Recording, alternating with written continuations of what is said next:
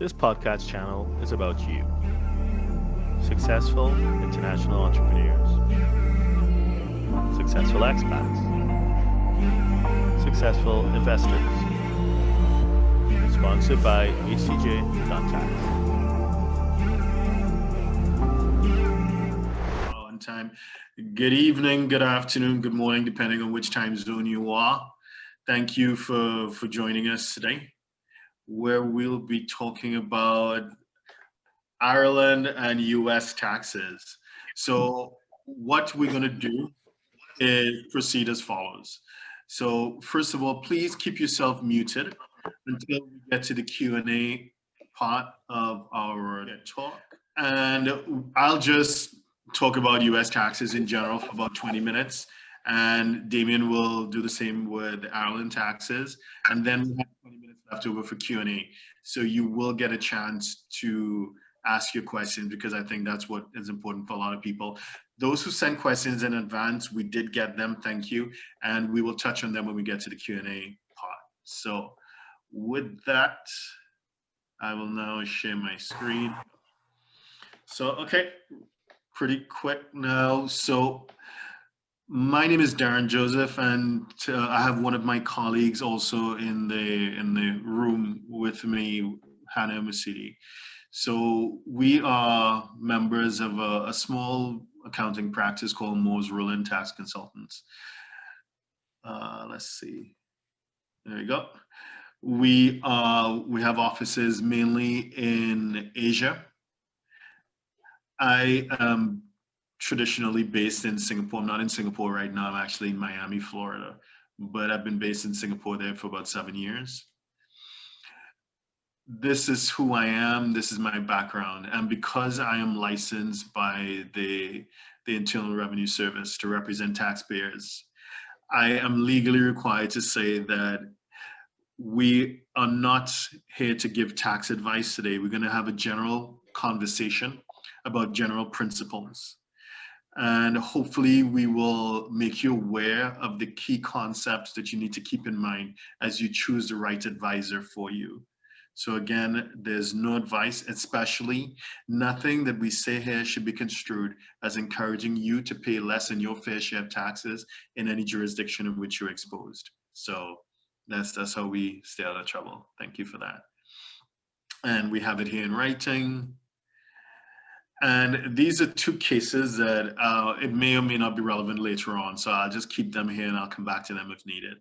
But these are two case studies that I use to show that the US government is pretty serious when it comes to enforcement of tax rules at the international level. So they're not afraid to reach across geographies to target people who may not be, in their opinion, doing the right thing. So this quick table of contents, this is what I want you to take away. I want you to understand the concept of citizenship-based taxation. There's a regime in play right now that means that governments are sharing information. And I want to talk about your basic responsibilities. And then I'll touch on the stimulus payments before we move on. So citizenship-based taxation, just for those who may have any doubt, many advanced economies practice worldwide taxation, in the sense that if you are tax resident in Ireland, in most EU countries, if you're deemed to be tax resident, you are subject to taxes on your worldwide income. Now, within those jurisdictions, there may be some schemes that you can apply and become a part of, but the default is your tax on your worldwide income. That's what it is.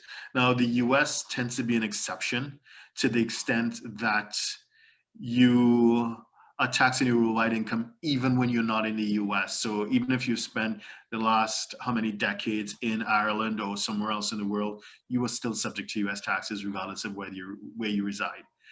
The only way to get away from it is to give up your US citizenship, is to give up that green card, and basically not to spend too much time in the US. So the US is one of two countries in the world where even though you're not there, you're supposed to be paying taxes.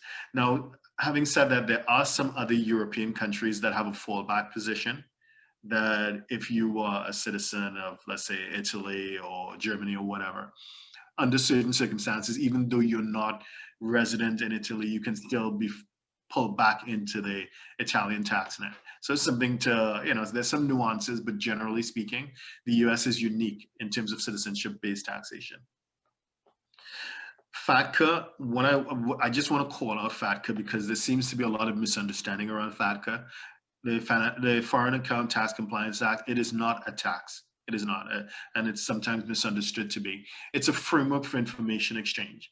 So when people say, this is how it's relevant. You're supposed to pay taxes on your worldwide income as a US exposed person, even if you're not resident in the US. So then the comeback sometimes is, well, how are they gonna know? How are they gonna know how much money I have that I'm earning or that I have in a bank account in Ireland or wherever else in the world? Fatca is the answer. Because what Fatca has done is it's empowered the US government to go out and conclude a series of bilateral agreements with most countries in the world, including Ireland, including actually China, including Russia. So basically most jurisdictions you can think of, except for your North Korea, your Cuba, and your Iran. They've signed Fatca. And Fatca means that Ireland has not just required, but made it mandatory for financial institutions in Ireland to go through its books and identify account holders that they consider or they suspect of being US persons. And that applies even if you have more than one passport and you may have gone to the bank and opened a bank account with your Irish passport or with another European passport. If the bank suspects, and there's some indices that we can get into, but if they suspect that you are US exposed, they are required by law to report the account activity to the US. So that's what Fatca is about. It's a framework for information exchange, and this creates checks and balances. How do they know what you're doing outside of the US? So definition of US persons, obviously passport, but also a green card. So even if you have a green card and the green card expires, which happens sometimes, you're still subject to taxes on your worldwide income, unless you take certain legitimate steps to renounce your passport and you get something called a CLN, a certificate of loss of nationality. If you've surrendered your green card and you got an I-407, which again is the State Department acknowledging that you have surrendered your green card.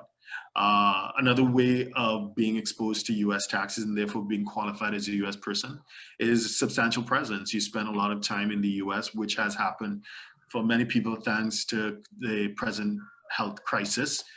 Unfortunately, flights have been grounded or the ability to enter your country of origin may be restricted, and therefore unintentionally you may spend a certain amount of time in the US subject to US taxes. There are accidental Americans. These are people who may have been born outside of the US, but to at least one US citizen parent. Even though that birth has not been registered with the US Embassy, they don't have a social, they don't have a passport, they can be US persons. And we deal with that all the time. And then there's certain circumstances which you can touch on if it's required. Even though you may be married to a non-American, it may be to your advantage to elect for your spouse to be treated as if they were a US taxpayer. And we can touch on that if it's of interest. So responsibilities of US persons.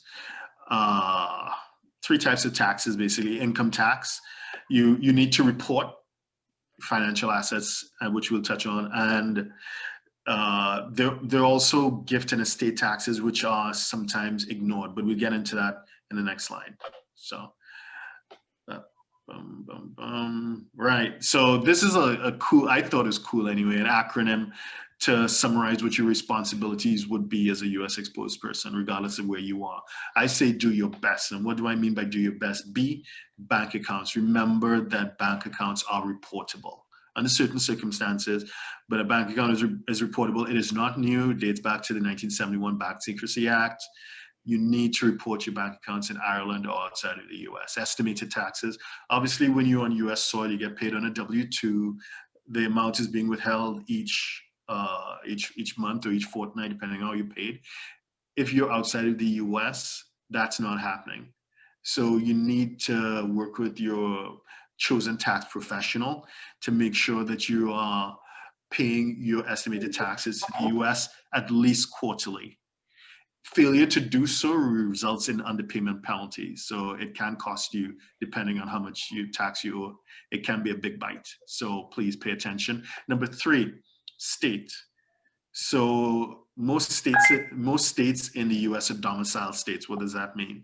It means that under certain circumstances, you have 50 different states, 50 different rules, but under certain circumstances, even though you have not been resident in that state for years, you may still be domiciled there under certain circumstances, and they can still retain the ability to tax your worldwide income. And you're thinking, well, I'm outside of the US, I don't care. But at some point in time, you may return. And remember, the federal government does speak to the franchise tax boards within each state. They may figure out when you're back, and then you welcome back home with a huge tax bill. We see it happening all the time, and we've helped clients through that. And the 4th one, so do your best, BEST, transfer taxes. These are the gift and estate taxes. And the estate taxes obviously would be like a death tax and inheritance tax, depending on your situation. But gift taxes are the ones that people perhaps forget about, which would be especially triggered if you are married or in a relationship with a non-US person. So by receiving money from them, or you gifting money to them, that may trigger gift taxes, and or at least the reporting of the gift, and failure to report the gift could be up to 30% of the gift. Estate taxes, again, this is an opportunity, a planning opportunity. So as you plan for the future and you plan for the welfare of your family after you pass on, you don't consider, you consider not just the Ireland side, but the US side as well. So quick one on the stimulus payments. So as everyone has been aware, we've had 2 rounds so far. So around last April, May or so, we had the first round, which was $1,200 per taxpayer and $500 per qualifying dependent. As of the end of December, we entered the second round. Many of you have received it already. So it's $600 per taxpayer and $600 per qualifying dependent. As long as you have a social, even if you have not been filing returns, you are theoretically entitled to that.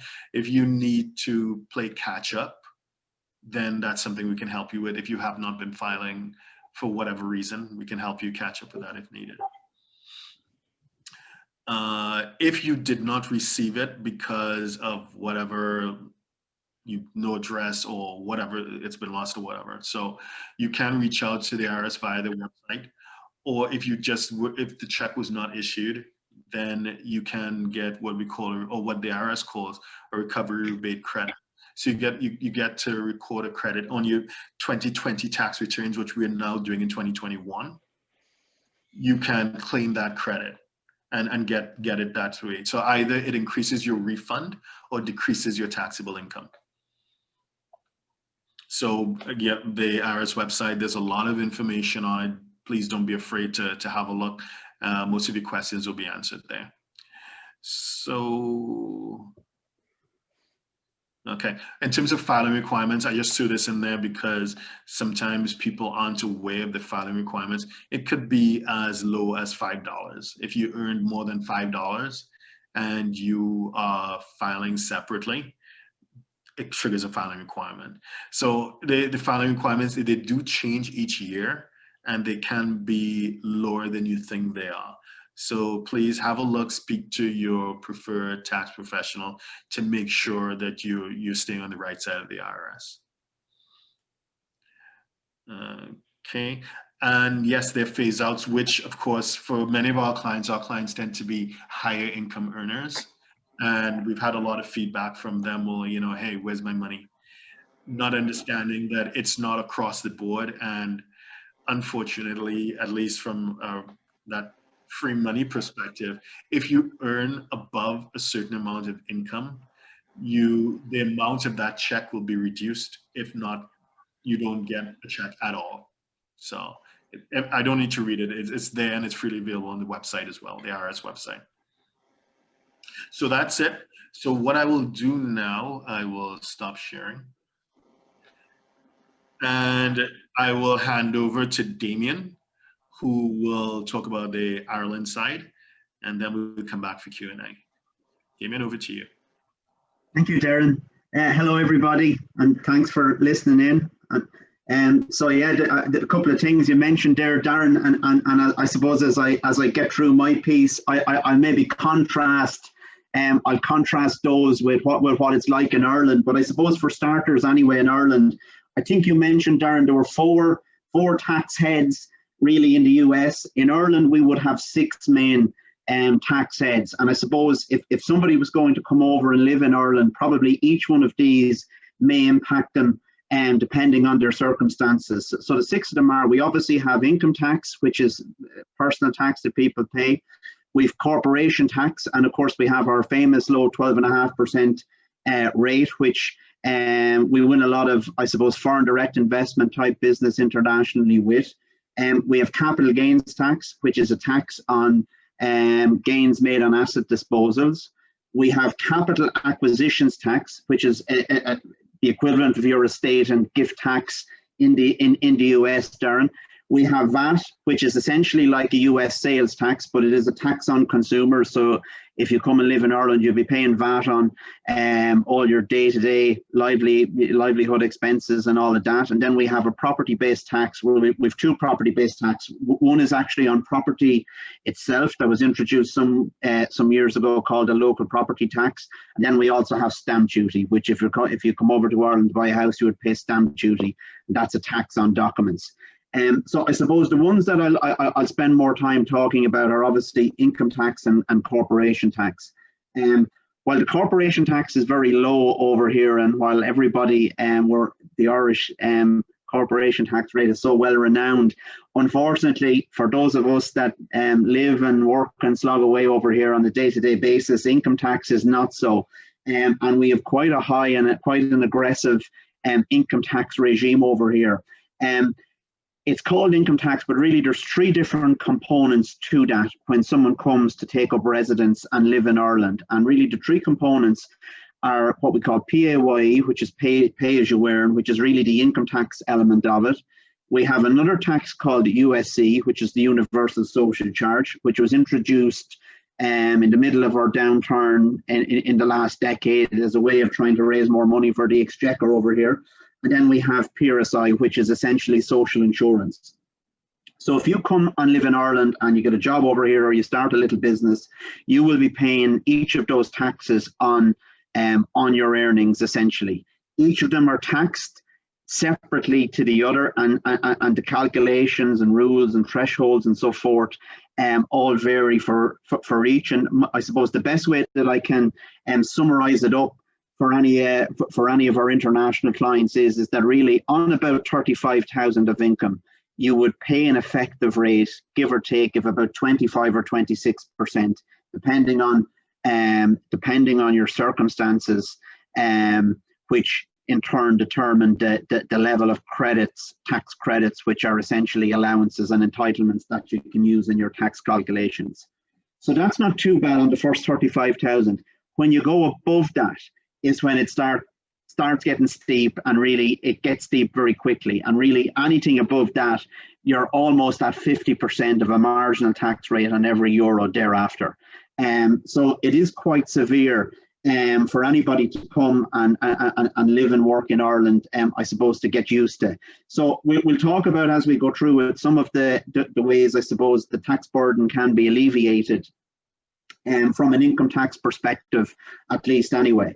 So on the flip side of that is obviously, and at the corporate level, is our corporation tax. And really our headline corporation tax rate is 12.5%, which is there and has been brilliant for the country. And hopefully it's, while we come under a lot of international pressure from all quarters, and none more so than America, hopefully it's there for the long haul, and I think it will be.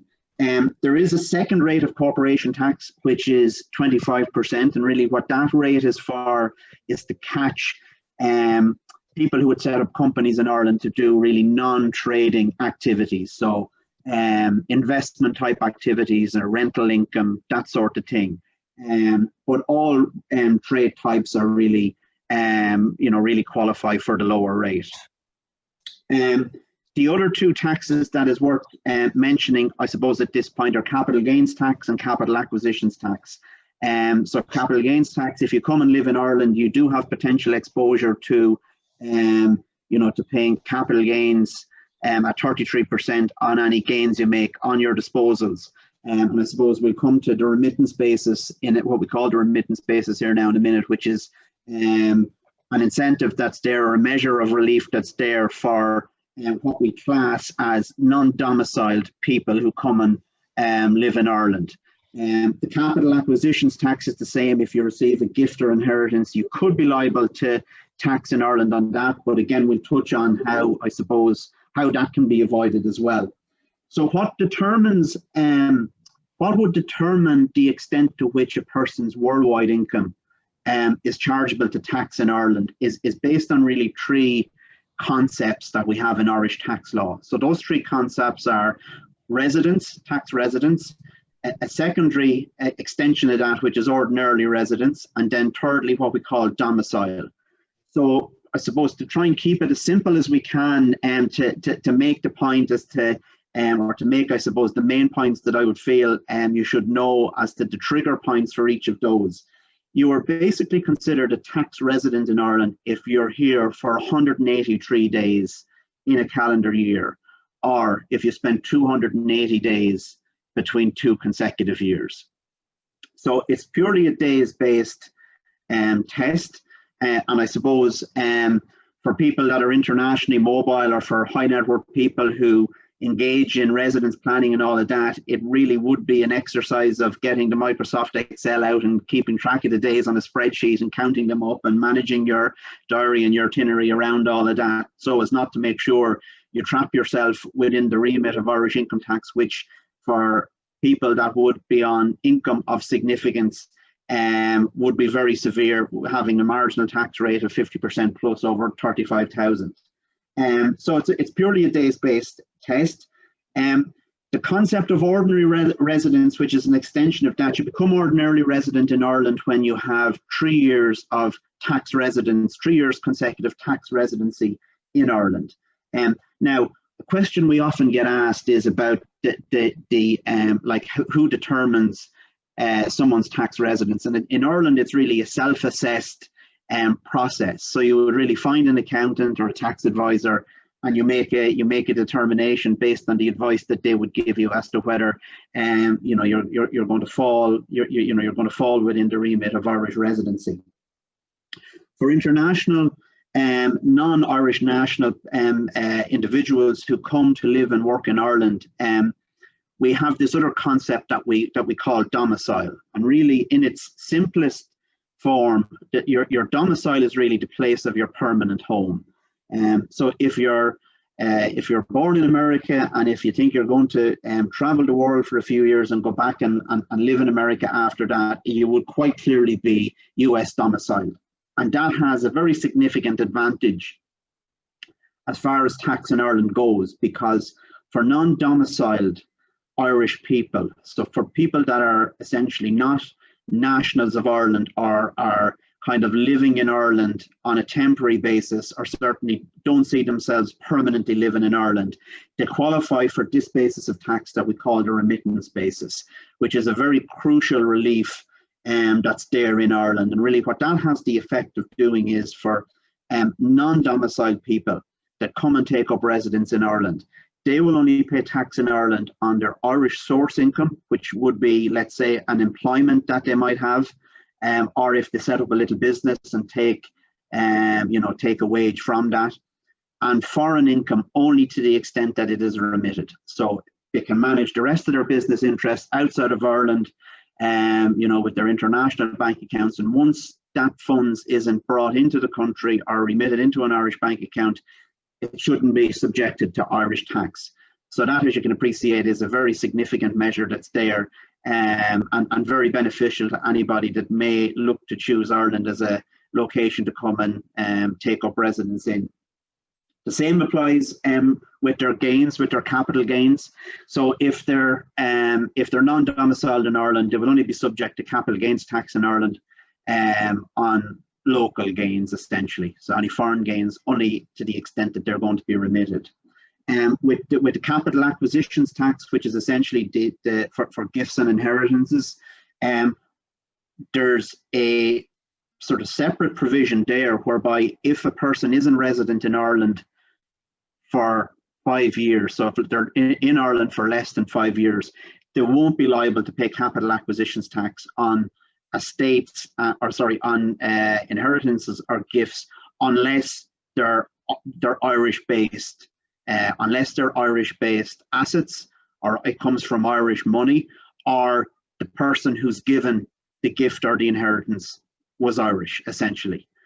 So again, with a bit of planning, it should be, if a person knew they were going to come into receipt of a gift or inheritance, it should be easy enough to navigate around exposing that to tax in Ireland.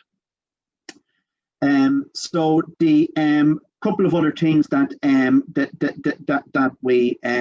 Derren and I said we would touch on, and Derren had on the content for this. We have the SARP program, so what we call the Special Assignee Relief, and this was introduced, I think it was introduced in 2013 or 2014, and the purpose of it was to try and attract more foreign direct investment and to make Ireland more competitive from the point of view of that foreign direct investment being able to procure skilled management to come over and locate over here to manage the businesses.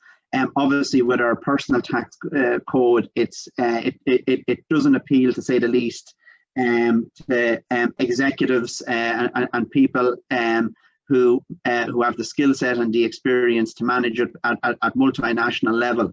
So this was brought in, and the effect of it was to exempt approximately 30% of that person's income, so from exposure to income tax and PAYE in Ireland, so not PRSI or the universal social charge.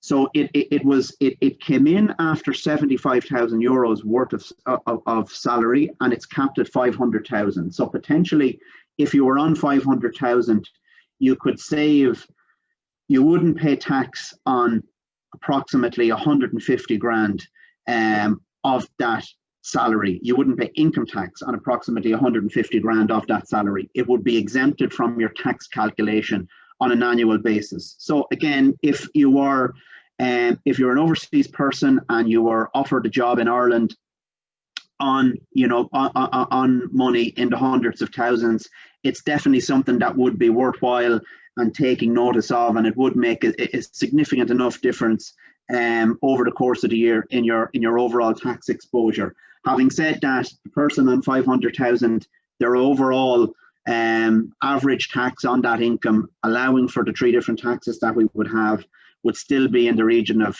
35%. So I suppose it just puts it into some bit of context. What I talk about now is the filing regime in Ireland, and I suppose it's all done through a portal that we call ROS, which is the Revenue Online Service. So when you come over to Ireland at first, you would register into the system. You get what we call a PPS number, which is a social security number. And if you want, you can obtain your own ROS account. If you go to an accountant or a tax advisor like ourselves, we'll have an agent ROS account, and we'll we register you up under our agent number. So it's quite a useful portal because all your tax affairs can be managed through this portal. And at the end of each year, if you come over and set up a business in Ireland, or if you have an international business and you're essentially taking a salary from that business, you're really ROS is really where you'll do your communication with the tax office and pay your tax accordingly through that. So it's quite user friendly and all of that as these things go. Once you know what it is that you're doing, and once you know what affects you and what doesn't, and so forth. And as I say, it's a portal that we would that the staff in our office use day in and day out to administer our clients' affairs. Every person that is what we call self-assessed in Ireland. So if you are anything other than an employee working for someone else, you will fall into the self-assessed category. And that gives you an obligation that you have to file a tax return with the tax office every year. So on the tax return, one of the first things you actually do is you declare your resident status. So if you're actually tax resident in Ireland, that's one of the first boxes that you have to address on that, and the same with your domicile status. And if it's a case that you're not resident in Ireland, but you're still submitting an Irish tax return, or you're Irish resident but not domiciled in Ireland, then now, as the years have gone by, the return has become more comprehensive and extensive as to the information that's gathered by the tax authorities. And as Derren touched on with his Fatca summary, it's really all an information gathering exercise between tax authorities internationally, and that's really very clearly like the whole purpose of the more comprehensiveness that seeps into tax returns and all of that. So on that return, again, it's a self-assessed return. So the tax office doesn't do the calculations or anything like that for you. In practice, you either do them yourself if you have the expertise, or you go to an accountant. You will declare, in the case of a non-domiciled individual, your Irish source income and any other income that's remitted into Ireland that a tax liability is on. You'll declare a statement of any gains that you've made in Ireland from asset disposals, and if you have any taxable gifts or inheritance that need to be disclosed as well. So a separate return to the income tax return will be submitted with those, but you would make a declaration on the income tax return as to the frequency of any such gains or gifts or inheritance that you've came into within the year. So the regime in Ireland is, if you came to Ireland now in January 21 and you were going to take up residency here for the 2021 year, this tax return wouldn't actually be filed until October 2022. So there's quite a long period of time before you may have any obligations in Ireland from the time you would first set foot into country here. Similarly, if you came over to live and reside in Ireland, you can set up an Irish company, which is quite a seamless process and quite easy and straightforward to do. And certainly the majority of our clients who come over here to live and to manage their business affairs or whatever, we would have them in a corporate structure and all of that, and we'd have a company set up in a matter of days. And again, it's the same process. The company would do its tax registrations and administer its tax affairs through the ROS portal. So again, quite straightforward and quite an easy way to keep on top of your tax affairs. Obviously, if you're going to set up a business here and you're going to employ staff and all of that, you have employment considerations, both from a legal perspective and a tax perspective. And I suppose, without getting into all of that, I suppose probably the most common question we would get asked from our overseas clients is, what's the costs? What's the additional costs to an employer when employing somebody in Ireland? And as a guide, you're generally looking at around 11% in the additional social insurance an employer pays, plus obviously compliance then with all the legal and the rights that an employee would have with holiday pay and sick pay and maternity leave and so forth. So I suppose just to touch on as well, social security in Ireland. So the extra 11% that I mentioned there, that if you come over and set up a business in Ireland and you employ staff, this extra 11% is really an employer social insurance contribution. So it goes into the social insurance fund. Separate to that, when you come over and live and work in Ireland, you will pay your own PRSI. So PRSI is pay-related social insurance. Now, that gives you, there's probably, well, first of all, we've a number of different what we call classes of social insurance, but there's really two main classes that I suppose practicing accountants like myself would come across, and they are really Class A and Class S, as we call them. Class A is really for employees or individuals that don't have a controlling interest in the business, whereas Class S is for self-employed people or people who have a controlling interest in their business. Thankfully, in the last couple of years, the benefits from the social security system in Ireland, from the social insurance system, has some way caught up from what it used to be, where the clearly self-employed people and business owners were at a significant disadvantage, because even though they were paying essentially the same rates, they were entitled to far less of the benefits that come out of the Irish system. Changes have happened over the maybe the last, say, 3 to 5 years with that, and it has caught up in some bit to that. So just to give you an example of some of the different benefits that's there, obviously if you're out of work and you need to sign on to get what we call unemployment benefit, if you're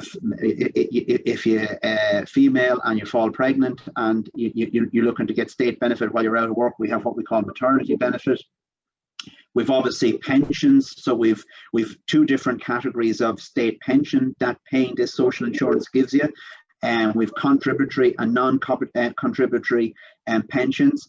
Both are reasonably generous. The higher one is at it's about 12,500 a year, and it can be advantageous as well, whereby if an overseas person comes to live and work in Ireland and they only work for maybe, say, 5 years, they can actually voluntarily purchase additional contributions that will give them entitlement to an Irish state pension as well. So that's quite important to know. And I suppose, given the relatively high level of pensions that we have over here, it does appeal to many people who come and work in Ireland to make sure that they qualify for the benefits of that. So I suppose with that, I'll pass back over to Derren. Maybe I just reiterate and just pick up on what he mentioned about Fatca and comment on, like, one of the biggest issues that we would have in one of the divisions of our business. So we have a corporate services division that incorporates a lot of companies for overseas clients, and one of the biggest issues we have is obviously getting bank accounts opened and that, and particularly if someone is a US citizen, and the level of paperwork and administration and bureaucracy that's with that. And I know we had one case where I think the lady concerned was born in America and lived there for the total of 1 month. But because she was born in America, she was classed as a US citizen. And I know it was a very taxing, experience to have to try and work through that with her. And I suppose finally, just to conclude, quite a contrast between what Derren had mentioned with the stimulus payment regime that's in America. What we did in Ireland, we had quite a number of different grants and subsidies that were given to affected businesses on account of COVID. And I think what I took from Darren's slides, it seemed to be a flat payment that was made, a flat once-off payment was the extent of it. In Ireland, we were, both employers and employees, depending on whether the employee was still working or not, there was weekly contributions of up to nearly €400 per week that were paid for a sustained period of time, and some of them are still going. We now have a scheme where there's a weekly payment being made to COVID-affected businesses, predominantly in retail and hospitality and those industries, that's based on last year's turnover. So it does seem that the measures and the support that our government have put in certainly seem to be far higher and far more of benefit to the business community than what Derren has told us about. Thanks a lot, Damien. So what I did, to be fair, is I focused on the benefits that are relevant to someone who's US exposed, but they live outside of the country. If they were residing still on US soil, then the menu of options will be quite comprehensive. But what I thought, so thank you for that. I mean, I think for those who were looking for key points in terms of tax planning for those that are dual, both exposed to the US and Ireland. You know, the remittance basis, SARP, the pension planning opportunities. I think you've given us a lot of food for thought. What I thought we can do now is go through the questions that were submitted before, and I've seen some questions come in the chat since we began as well. So the first one applies to 401ks. Someone asked, they worked in the US, obviously, they have a 401k, and they're dual citizens, and they plan to return to Ireland. And the 401k has, let's say, a mid six-figure balance. What are the implications to that? From a US perspective, depending on whether it's regular IRA, whether it's a Roth, the point is it may be taxable in the US. The US takes the first bite of it. Let's say it's a regular 401k. So the US would tax it upon distribution. I'm assuming that you're not going with a premature distribution in which there's a penalty that will apply or whatever. But once you get to the stage where you've retired and you are required to take an RMD, a required minimum distribution, it'll be taxable by the US. Damien, Ireland? Yeah, so if it's a case that you are, I suppose we'll take it in both scenarios, and I think that this question came through from an Irish domiciled person. So unfortunately, when it's brought back into Ireland, if it's taxed in the US, I'm fairly sure it's going to be taxed in Ireland as well, because they're going to, from the point that they become resident again in Ireland, they're Irish domiciled, so they're caught for their worldwide income, but of course they would be entitled to double tax relief.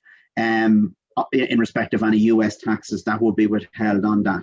In the case of a non-domiciled person, so this could be a person who moves to Ireland in their retirement, they wouldn't be liable to Irish tax on it, assuming they don't remit it and bring it into Ireland. Okay. All right. So I guess one of the key takeaways there is, okay, yes, it would be subject to tax, but there would be relief for the whole double taxation, which will be unique to the person's situation and circumstances, but there's relief. Okay. The second question that we got was shares, equities, etc. We have, again, someone that is dual, both Ireland and US. And let's see, equity plans. Okay, so it may have been granted when they were in the US, but what happens if it's vested on their return to Ireland? Now, I'll just say from the US point of view, the US is not, the IRS is less concerned about when something is granted as opposed to when it vests. So once it's vested in the US, it's a US company, you were working in the US when you got that, and you got that entitlement, you will be subject to taxes on it from a US perspective. And Ireland? Would the vesting be linked to maintaining the employment? So therefore, it'd have to be in the US when it vested. Would it be? Well, it depends. Some people, depending on their circumstances, it vests while they are still employed, and some people, they may have exited and they still need to wait for a requisite period or for a requisite event for it to be vested. For example, we're dealing with clients with Airbnb. So it was a function of, yes, how long you worked, but there must have been a liquidity event, i.e. an IPO. So you may have left Airbnb, but you still get it. Yeah, so I think clearly if you're non-domiciled in Ireland, it's not going to have any bearing once you don't intend on remitting the proceeds in again. If it's a case you are Irish domiciled, I think what I would be doing there is I would be carefully looking at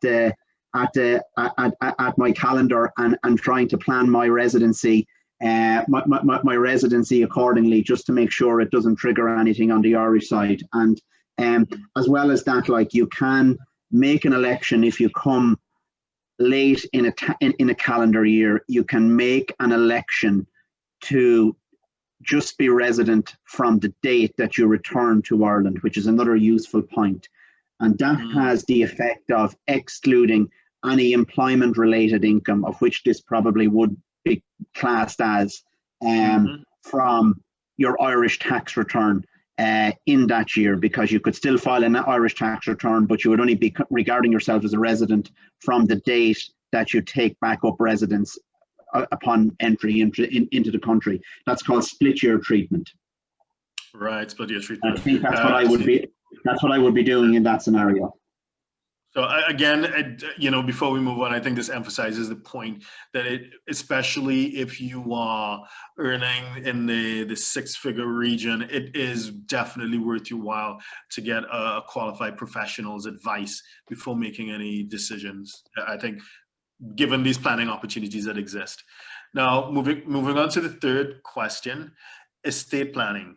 Let's see, in the unfortunate event of someone passing, when you have multiple insurance properties, insurance policies, sorry, as well as potentially real estate as well. Now, from a U.S. perspective, if it's U.S. citus assets, whether the concept of domicile will kick in with estate taxes in the U.S. So with income taxes, no, it does not. But with estate taxes, yes, it does. So if it is that you have U.S. citus assets, like like real estate or whatever, or stocks, shares in Tesla or whatever your flavor is, then that will be subject to U.S. estate taxes. If it is that you are deemed to be U.S. domiciled, we extend that net to your worldwide assets if you're deemed to be U.S. domiciled. In terms of insurance policies normally are not taxable in the hands of, for either the estate or the hands of the beneficiary, your successor. Normally, it is not. What about Ireland? Yeah, well, just and to pick back one of the other points I noted when you in your piece at the start, Derren, was about spouses and about transferring gifts between spouses. So to contrast that in Ireland, so we have a spousal exemption across all the capital tax and the stamp duty tax heads, where you can gift your spouse an unlimited value. And so from the question there on the life assurance policy, if the spouse gets it on the other spouse's life, and there should be no tax implications there on that. Again, with with property and all of that, how it works in Ireland, if you have a gift or an inheritance aside from your spouse, we have 3 different thresholds. So we've Class A, we've Class B, and we've Class C.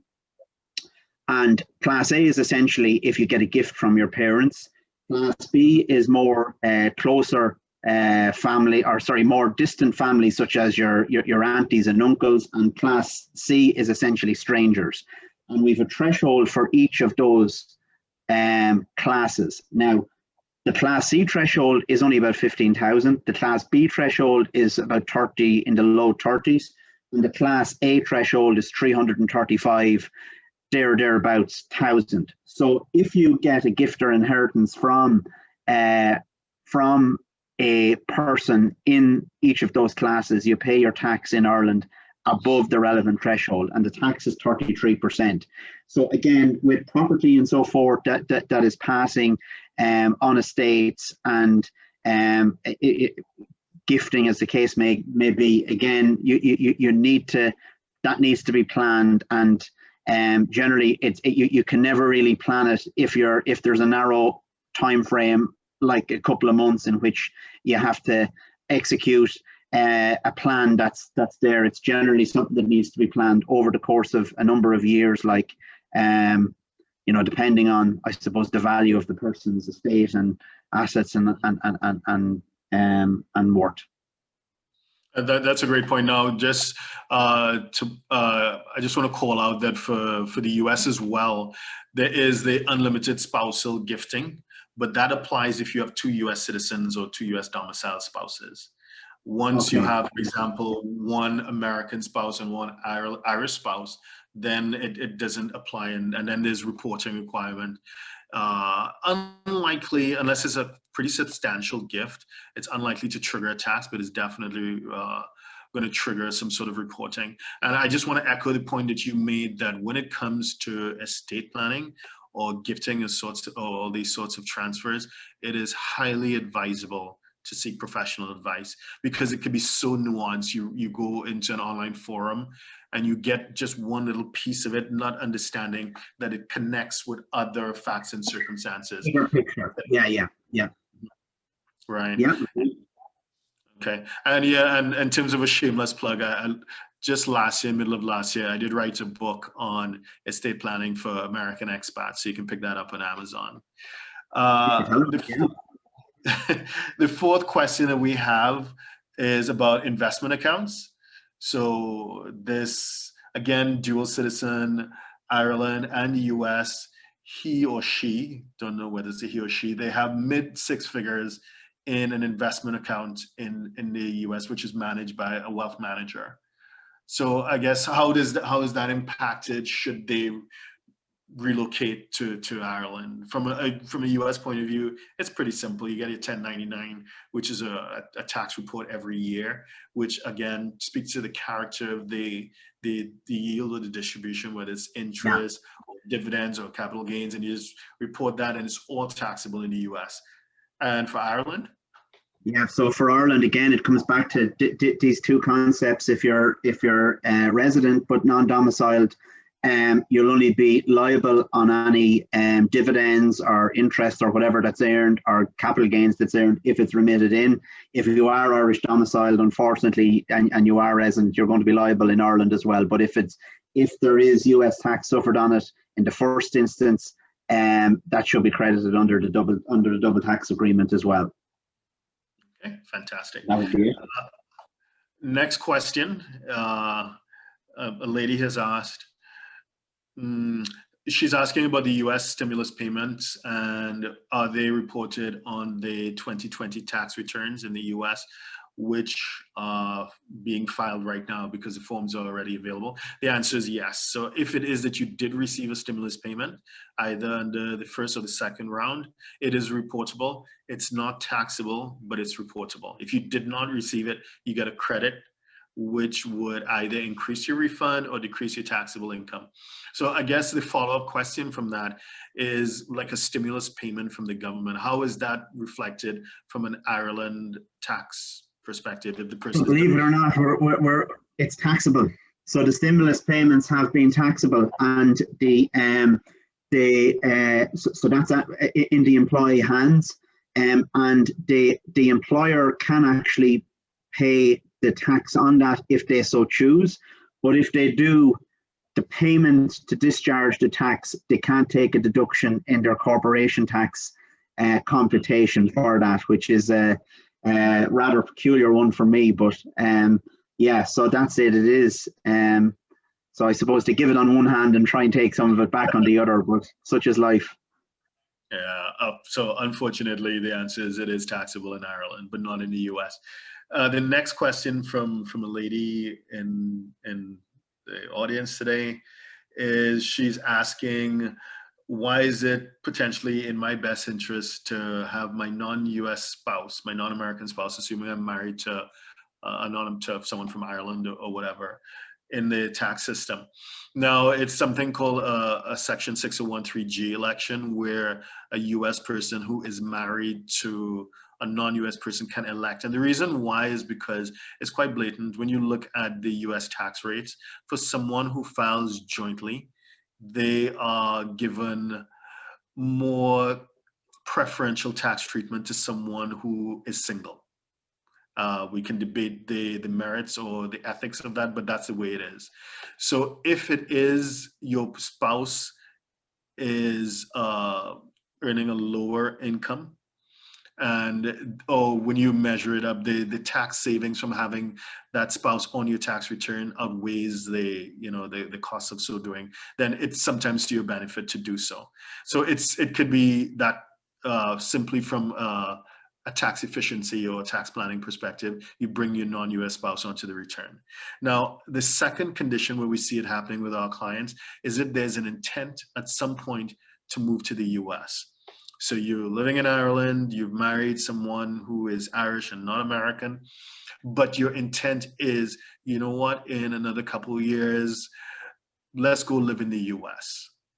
I'll file for you, get a green card, and you go live in the US. Then remember, when that spouse lands on US soil, they are completely outside of the system. They don't exist.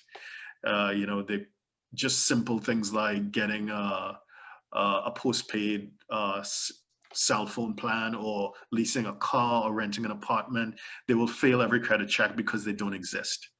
So part of the tax planning opportunity may be, you know what, we're going to be in the US in a couple of years' time anyway. So let's elect for you to file now, get a tax ID, which is called an ITIN, get you on that tax return so you are in the system, you exist. So that when we land in the US, you hit the ground running and you're not like completely dependent on me and starting from zero. You hit the ground running, so let's do that.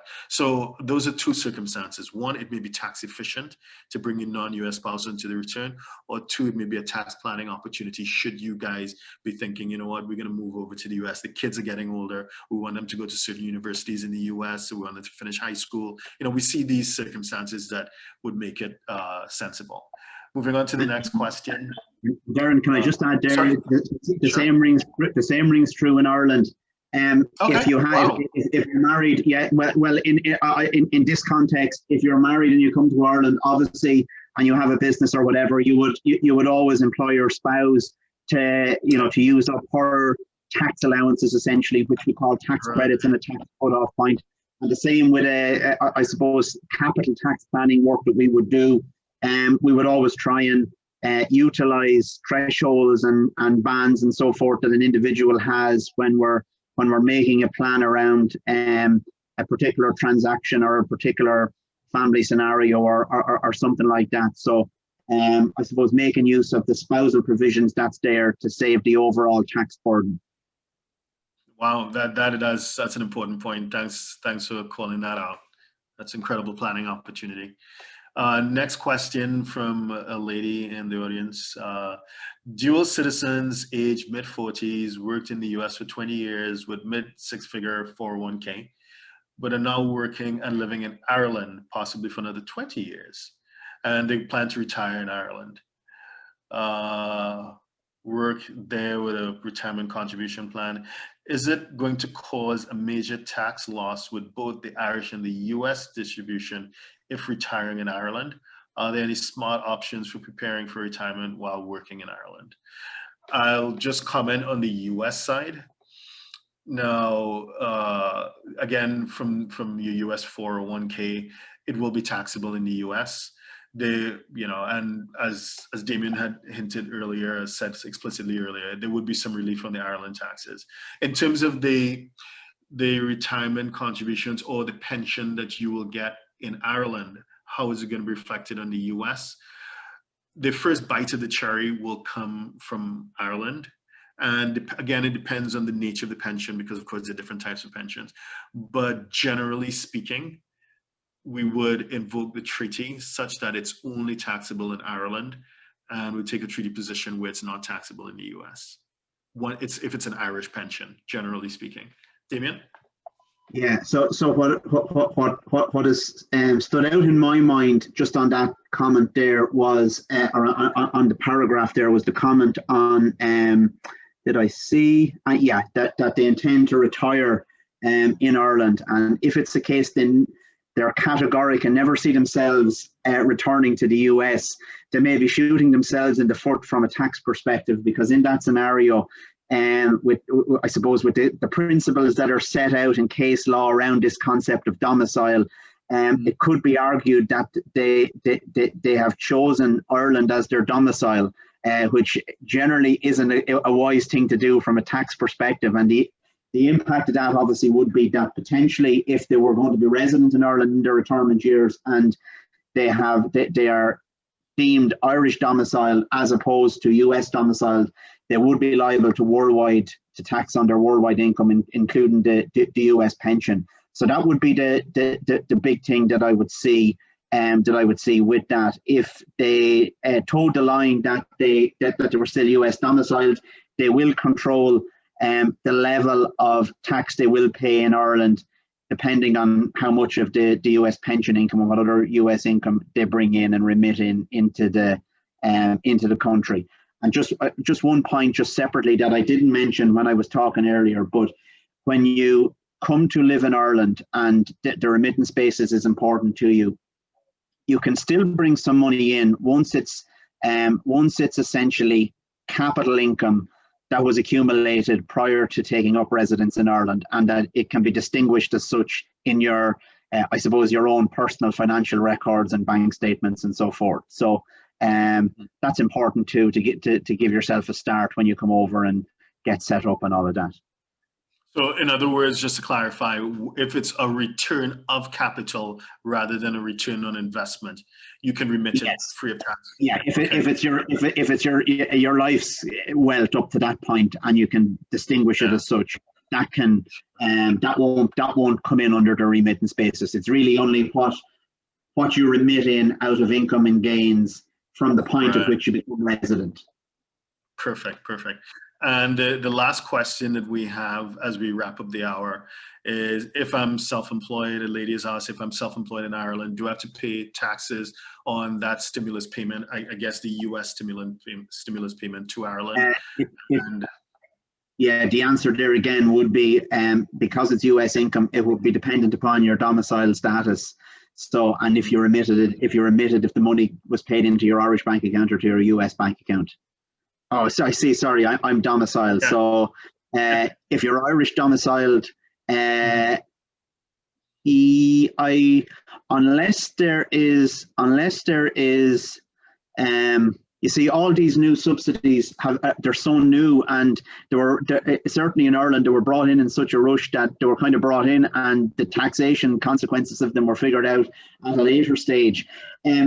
Taking a literal read of the legislation, yes, if you're Irish domicile and it was paid into your Irish account, I think you would have to disclose that. Okay. Great. And with that, thanks everyone for attending.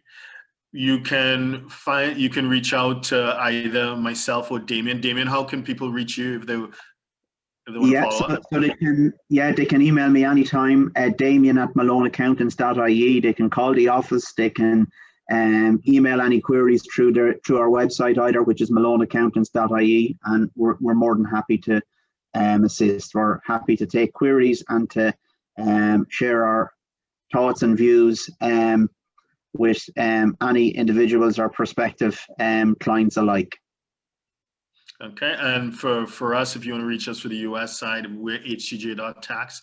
But of course, if you are dual exposed, we would work very closely with Damien and Damien's team to make sure that when your situation is being looked at, it's being looked at through both the Ireland and the US lens at the same time. So you get that team effort in making sure that things are done in the most tax efficient way for you. So, oh yeah, Hannah is just reminding us that in the chat box below, you have our contact details for htj.tax. And on that note, thank you very much for your time and have a good evening. Thanks, everybody. And let's see. Here are 4 ways we can help you. Number 1. Sign up for free webinars on US expat taxes and international entrepreneur taxes at www.htj.tax. Number 2. Stream premium educational videos at www.htj.tax. Number 3. Contact us for tax optimization consult over Zoom. Number 4. High net worth. We can quote for doing your US international taxes returns. Our books and upcoming event are available at htj.tax. Please subscribe, like, share, and comment below. Email us at help@htj.tax to engage us, to advise on international tax or business matters.